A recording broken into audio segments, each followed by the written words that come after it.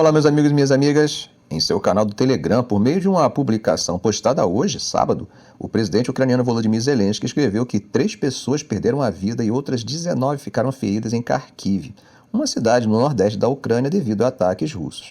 Esse ataque ocorreu após uma noite já marcada por uma ofensiva massiva contra o sistema energético do país. Mais cedo, o governador da região, Olesny Rubov, também pelo Telegram, havia relatado 2 mortes e 15 feridos. Segundo Zelensky, a cidade foi atacada com bombas aéreas guiadas, armas de grande poder destrutivo. Um prédio residencial foi atingido e as operações de busca continuam entre os escombros. Segundo o Ministério da Energia ucraniano, o país sofreu um ataque massivo contra suas instalações energéticas durante a noite. Essa foi a 8ª vez em 3 meses que a Rússia lançou ataques direcionados à infraestrutura de energia da Ucrânia. Segundo informações oficiais, o sistema de defesa aérea da Ucrânia teria conseguido abater 12 dos 16 mísseis e todos os 13 drones lançados pela Rússia. Esses ataques noturnos também feriram 2 trabalhadores da energia na região central de Zaporizhia e danificaram equipamento de energia na cidade ocidental de Lviv. Na região sudeste de Ivano-Frankivsk, autoridades relataram danos a casas e um jardim de infância. Como sabemos, a Rússia tem intensificado sua campanha de ataques contra alvos energéticos ucranianos durante a primavera e o início do verão, o que vem causando frequentes apagões em todo o país. O presidente Volodymyr Zelensky afirmou recentemente que Moscou destruiu metade da capacidade de geração de eletricidade da Ucrânia desde o início dos ataques às instalações de energia no final de março. O ataque da noite de sábado foi o segundo a atingir a infraestrutura energética nessa semana.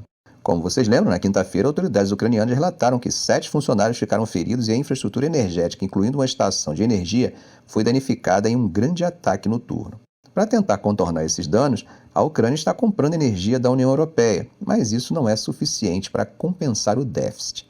Como resultado, são necessários apagões programados em todo o país para proteger infraestruturas críticas como hospitais e instalações militares. Maxim Tinchenko, diretor executivo da DTEK, uma das maiores empresas privadas de energia da Ucrânia, fez um apelo urgente, dizendo que eles precisam fechar os céus urgentemente, ou a Ucrânia enfrentará uma crise séria nesse inverno. Ele pede aos aliados que ajudem a Ucrânia a defender seu sistema energético e reconstruí-lo o mais rápido possível. O presidente Zelensky tem repetidamente solicitado aos aliados da Ucrânia que enviem mais sistemas de defesa aérea, especificamente pedindo 7 sistemas de defesa aérea Patriot dos Estados Unidos. Ivan Fedorov, governador de Zaporizhia, reforçou essa mensagem em uma postagem no Telegram. Veja o que ele disse. Podemos afirmar com certeza, o inimigo não vai parar. A Ucrânia precisa de sistemas de defesa aérea. John Kirby, porta-voz do Conselho de Segurança Nacional dos Estados Unidos, disse na quinta-feira que Washington colocará a Ucrânia no topo da fila para a entrega dos Patriots, à frente de outros países que os encomendaram. Agora, gente, de acordo com o Ministério da Defesa da Rússia, o ataque noturno em larga escala contra a infraestrutura energética ucraniana visava instalações que apoiam a produção militar, bem como depósitos de munição. Mísseis de longo alcance lançados de aeronaves e navios juntamente com drones foram usados no ataque. Agora, saindo da Ucrânia, mas sem sair do assunto, estima-se, gente, que exportações de munição da Sérvia que chegaram à Ucrânia através de terceiros somam cerca de 800 milhões de euros desde o início dos conflitos em 2022. O presidente sérvio, Aleksandar Vučić, confirmou que essa estimativa é aproximadamente correta. Ele vê essa situação como uma oportunidade de negócios, insistindo que não está tomando partido na guerra. Isso faz parte de nossa revitalização econômica e é importante para nós. Sim, exportamos nossa munição. Segundo ele, o país não pode exportar para a Ucrânia ou para a Rússia, mas possui muitos contratos com americanos, espanhóis, tchecos e outros. E o que eles fazem com isso no final é problema deles e não da Sérvia. Como eu tenho falado nos meus vídeos, enquanto os civis da Ucrânia, da Rússia e do Oriente Médio choram, as indústrias bélicas do mundo estão rindo à toa. Vučić, no entanto, reforça que seu papel é garantir que os negócios sejam feitos legalmente e que ele está focado em cuidar do seu povo. Ele destacou que a Sérvia mantém laços de amizade tanto com Kiev quanto com Moscou, referindo-se a ambos como irmãos eslavos. É interessante notar que a Sérvia não é membro da OTAN nem da União Europeia, hein, gente? E o seu povo tem um apego sentimental à Rússia, além de ressentimentos com o Ocidente devido à campanha de bombardeios da OTAN em 1999. E é importante lembrar que Belgrado conta com o apoio de Moscou para bloquear o reconhecimento internacional de Kosovo, que é reconhecido pela maioria dos estados ocidentais, mas mantido fora da ONU por vetos russos e chineses. Percebe como o assunto é complexo? Já tocamos nesse assunto quando nós falamos do debate em torno do reconhecimento do Estado palestino pela ONU. Bom, apesar da pressão ocidental para adotar sanções contra a Rússia, Vučić resistiu e permitiu que voos russos continuassem, mesmo enquanto afirma estar comprometido com a adesão da Sérvia à União Europeia. Ele também tem mantido uma distância calculada do presidente russo Vladimir Putin, não se encontrando nem ligando para ele há anos. Bom, gente, isso conforme observou um diplomata ocidental. Esse diplomata também destacou o importante papel do embaixador dos Estados Unidos em Belgrado, Christopher Hill, que trabalhou para afastar Vučić de Putin. Segundo ele, apoiar a Ucrânia é mais importante do que pressionar Vučić sobre reformas democráticas. Ivan Vejvoda, do Instituto de Ciências Humanas em Viena, disse que Vučić tenta manter o apoio da extrema-direita ao mesmo tempo que fornece ajuda à Ucrânia. A Sérvia teve uma indústria de armamento próspera durante a Guerra Fria, quando fazia parte da Iugoslávia, e ainda fabrica munições de calibre padrão soviético, amplamente utilizado pelas Forças Armadas ucranianas. Vučić vê uma oportunidade de ouro, destacando que as armas sérvias são mais baratas do que as ocidentais e que pode aumentar as exportações do país.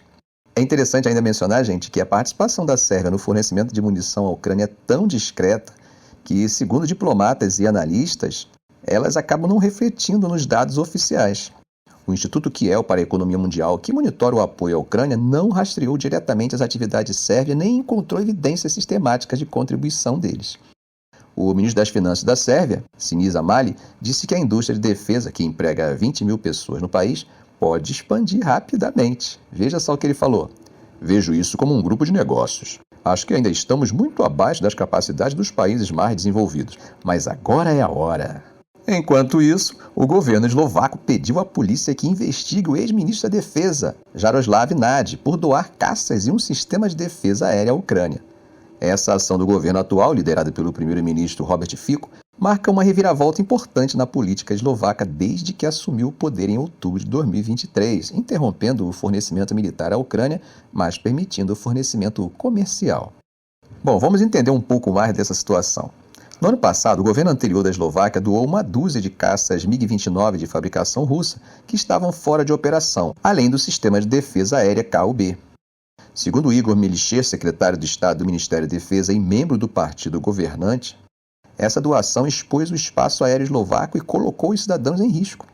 Ele disse estar convencido de que Nagy traiu a Eslováquia.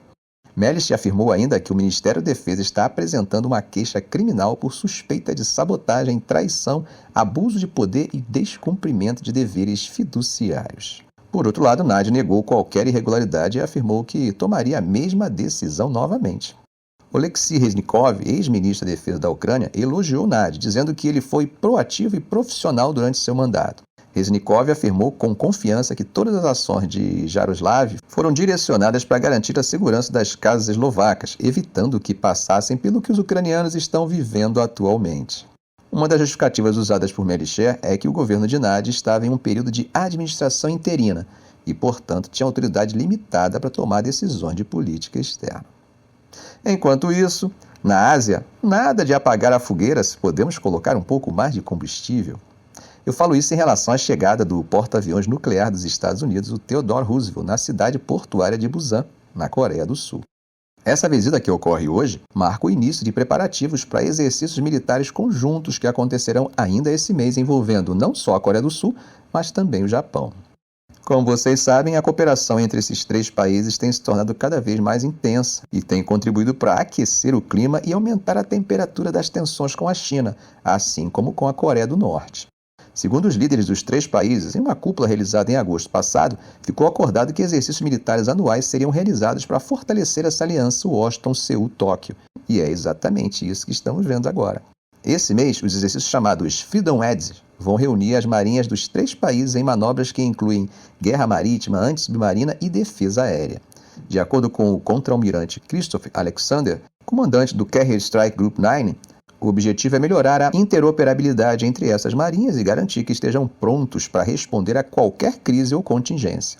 Alexander falou que o Theodore Roosevelt será o navio de comando durante esses exercícios. Isso é importante, considerando que no ano passado esses mesmos países realizaram exercícios conjuntos de defesa contra mísseis navais e guerra antissubmarina para aprimorar suas respostas às ameaças da Coreia do Norte. Agora, mudando um pouco de assunto, mas ainda no mesmo contexto geopolítico, vale destacar a recente visita do presidente russo, Vladimir Putin, à Coreia do Norte. E, como vocês lembram, resultou na assinatura de um acordo de defesa mútua, Pequim descreveu esse acordo como uma aliança, mostrando a importância desse movimento da Rússia na Ásia. Só para lembrar, essa visita de Putin aconteceu 7 meses após a chegada do outro porta-aviões norte-americano, o Carl Vinson, à Coreia do Sul, em uma demonstração de dissuasão ampliada contra os programas nucleares e de mísseis da Coreia do Norte. Bom, gente, atravessando o Mediterrâneo, hoje, sábado, pelo menos 42 pessoas perderam a vida em ataques israelenses nos distritos de Gaza City, no norte do enclave palestino. Isso conforme relatado pelo diretor do escritório de mídias do governo local. Uma das tragédias mais devastadoras ocorreu no campo de refugiados Al-Shat, um dos 8 históricos na faixa de Gaza, onde um ataque israelense a casas matou 24 pessoas. Ismael Al-Tawab contou a Reuters que outras 18 pessoas morreram em um ataque no bairro Al-Tufá. As imagens obtidas pela Reuters mostraram dezenas de palestinos correndo para procurar vítimas em meio a casas destruídas com destroços, paredes estraçalhadas e poeira por toda a parte. Depois de mais de 8 meses de guerra, com mais de 37 mil palestinos mortos, sendo a maioria mulheres e crianças, o avanço israelense se concentra agora em Rafah, no sul de Gaza, e na área ao redor de Deir el-Balá, no centro.